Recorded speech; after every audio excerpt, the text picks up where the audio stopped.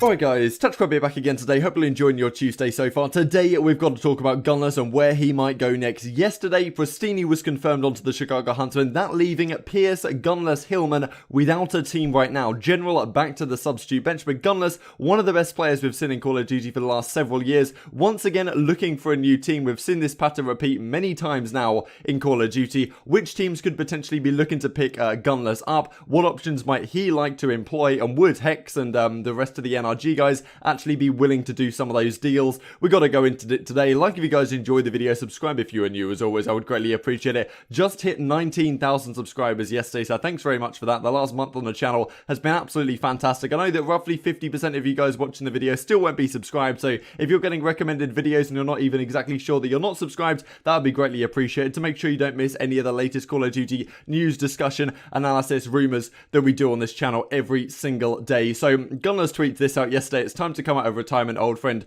The Pokimane hat that when he used to wear this, he used to drop 1.4s. So, you know, clearly it's been sitting in a cupboard somewhere because it's bloody dusty. But, you know, maybe Gunless, it's his time to return. So this is what Hex says. Yesterday, I'd like to thank Gunless for being a stand-up dude.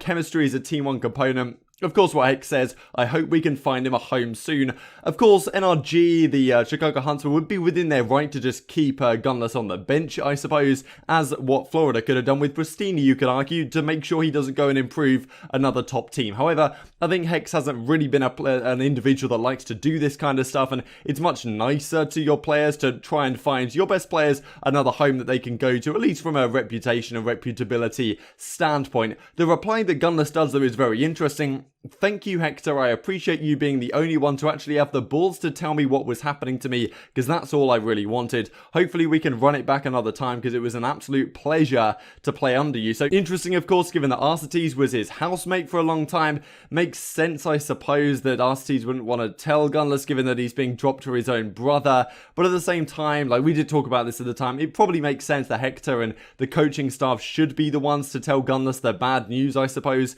rather than the players themselves. But it was kind of interesting how it went down at the time when the news was surfacing. So, of course, with that out of the way, Gunless has to find some sort of new home. Of course, if you guys aren't aware of what Gunless has done in his career, let's just have a look real quick, because over the last few years, you could definitely argue that he's either an honorable mention or maybe the top 10 list of all time, as some people have done.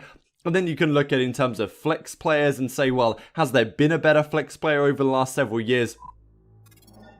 And Infinite Warfare, early on, he was probably the best player in the game. The Atlanta event that they won, they were called on liners early on with Arcetes, Pristini and Silly. Then they moved on to have decent results later in the season, but then he benched himself over United, goes on to FaZe Clan, goes on to Echo Fox, finally gets picked up to Rise Nation alongside TJ and, well, Slasher later, as we will discuss. Looney as well. Rise Nation, they ended up winning a few events, the best team in the game for a time in World War II, and then the latter half of the game, TK took over again. And of course, Evil Geniuses won the World Championships.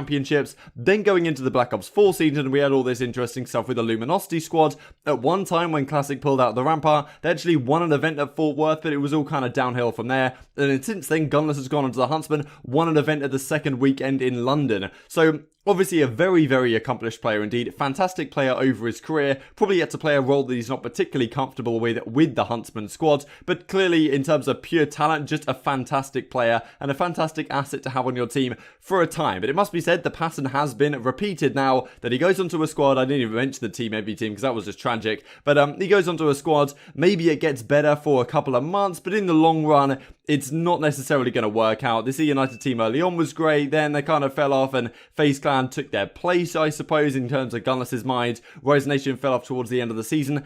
We've kind of seen it again and again. So if you're a squad right now looking to improve, Gunless definitely could be someone to consider. However, you have to think about that probably now is a good time to pick him up. Because if you're picking up Gunless at the start of the season, as we've seen with Chicago and previous rosters, by the end of the season, maybe it's not looking so pretty. However, you pick him up now, a few months from playoffs, champs, whatever you want to call it, that might be the perfect time for Gunless to reinvigorate your squad and make them a championship contender when it does come to playoffs. And it seems like Chicago Huntsmen are looking to trade Gunless out if they at all can, because money's a big thing at the end of the day if they can possibly get something good in return.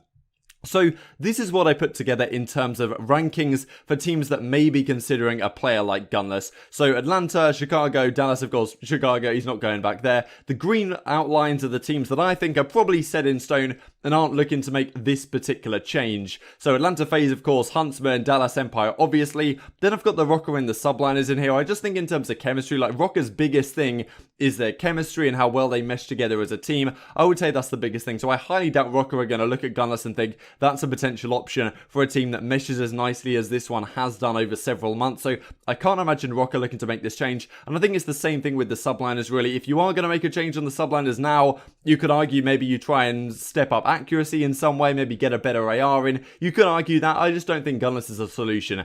So for these teams, I think it's pretty much set in stone. The teams in orange are the ones that he potentially could improve, but Gunless might not want to go to these teams, right? So you're looking at a squad like the Mutineers. Clearly, they're looking for some changes, maybe Mork's out, Awakening in. Then again, does Gunless really fit that team perfectly in terms of roles? Maybe not exactly, but still could work. Do the Mutineers really want him? Does Gunless really want to go onto this team? Like, that's one of the things with some of these options, right? You look at the Gorillas, you look at Toronto Ultra, they could benefit from a player like Gunless, you could say in theory, bring in some more slaying power to the table, which these teams maybe do not have currently. Then again, does Gunless want to be in a situation where he's played with LG, he's played with some of the greatest players ever on Huntsman, and now all of a sudden he's got to resign himself to teaming with LAG, Toronto Ultra, teams in the lower half of the league, you could argue, if they even wanted to pick him up in the first place, because obviously there is some baggage that goes along with that, right? So, LAG and Toronto, same thing really for Paris and probably for London. I don't really think that Gunless wants to team with these guys. Then again, London, how does he even fit into this squad? Does it work chemistry-wise? I don't really think it does, right? So, I can't imagine these changes are made for a number of reasons, just for the teams in orange. That brings us to the teams in red. And these are the two teams where I think there is a legitimate chance that this change potentially is made, especially on the OpTic Gaming team, for example, with some previous instance playing with Gunless on prior squads. However, you could look at it like a parasite situation. He's burnt bridges with a number of these players in the past on teams that haven't worked out. Do they want to take the risk on teaming with him again, even if that means they have a better chance of winning the World Championships? Maybe they do, but maybe they don't. So let's look at these two teams in depth. Of course, OGLA much improved. Pac-Man said in the most recent podcast that he doesn't see them making a change for a number of reasons. He thinks it's very difficult contractually, even though at the start of the episode he almost kind of seemed to do some sort of Freudian slip where he implied Gunless. But later in the episode, he said he doesn't think it's going to happen. Then again, let's just say, theoretically, Seattle and OpTic Gaming are both attending this weekend's event. Let's say they go in there and they just get crushed, right? They have an awful weekend. They go like 0-6 map count, 1-6 map count. They just get beaten up.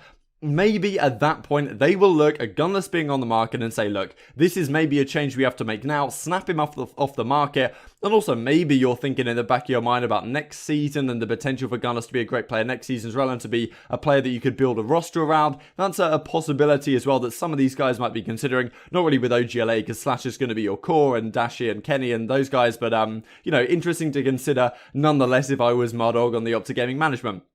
So if OGLA go into this weekend with Chino again, and they have a cracking weekend, I just don't think they need to make a change. I think they can be pretty comfortable that this team may continue to improve through the rest of the year, and their vibes, obviously, with Chino probably looking pretty good.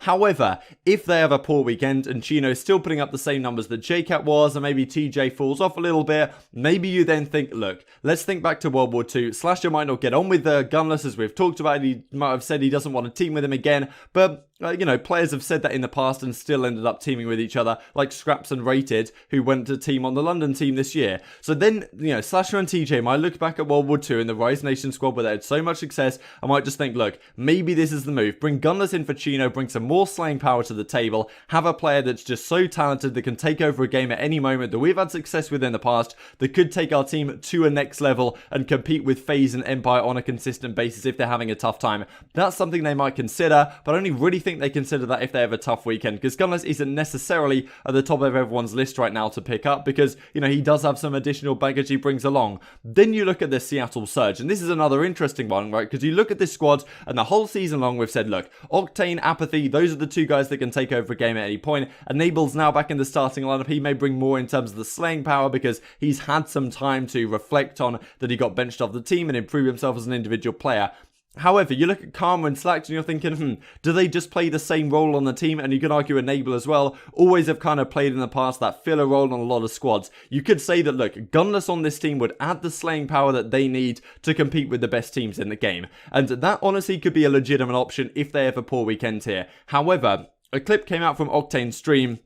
Wanted to give thanks to Grant Saylor for pointing this out to me in this clip. I'll leave the clip link down below. I don't want to play it on screen because there's music blaring in the background. I'll definitely get copyright strikes, but I'll leave it links down below. Effectively, he says that, look, I think that Gunless is somewhat, I mean, he says it's not true that he doesn't think that Gunless is a toxic asset. So basically, he's saying that to some degree, he thinks that Gunless can be a toxic member of the team. He values chemistry and team cohesion on his squads much more than he does pure gun skill, I suppose you could argue.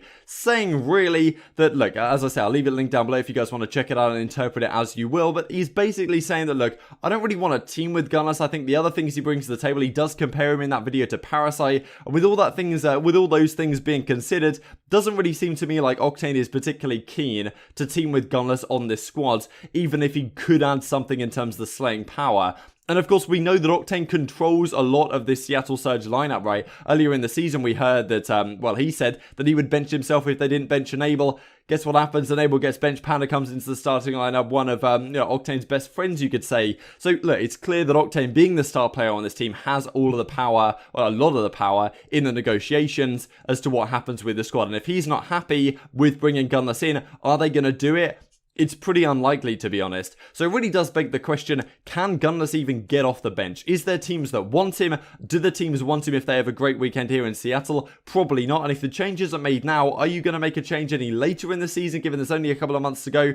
Probably not, right? Maybe June is the latest opportunity you're really going to have to make changes. So in my opinion, unless something drastic happens and these two teams have a particularly poor weekend, a lot of people are predicting that they'll actually have pretty good weekends. If they do have good weekends, I just can't see Gunless going to either of these teams. But you guys may have certainly a different opinion in the comment section below. Very intrigued to hear your thoughts on this one. Just wanted to finish off with this real quick, because Sender said, thank you to Gunless for his time with the squad. He helped get a championship and is still one of the best players to ever play, and I'm appreciative of his effort to try and make things work, but unfortunately, the team just didn't mesh well for the current meta of the game. And Slack says that's cap, and there's a pretty interesting reply to this, right, where Slack says, well, as you stated above, the team didn't mesh well for the current meta. Modern Warfare hasn't changed once this year, no meta change. You want to chip in the current meta, so what's leading me towards cap and a deeper problem? Well, as the game continues to develop, teams have had more sub-dominant rosters, will have a higher ceiling this season, as most of the maps require 4 subs behind Cave. I never said the meta changed, and as the year goes on, the meta becomes harder for the teams that don't fit the meta. So interesting reply between Sender and Slacked on this one. But regardless of who's right, it's clear that Gunless is a fantastic player and has been a great asset to teams that have won championships in the past. Will it come up this season once again though? Who knows? Intrigued to hear your thoughts. Like if you guys enjoyed the video, subscribe if you're new as always. Thanks for watching, stay safe, I'll see you next time.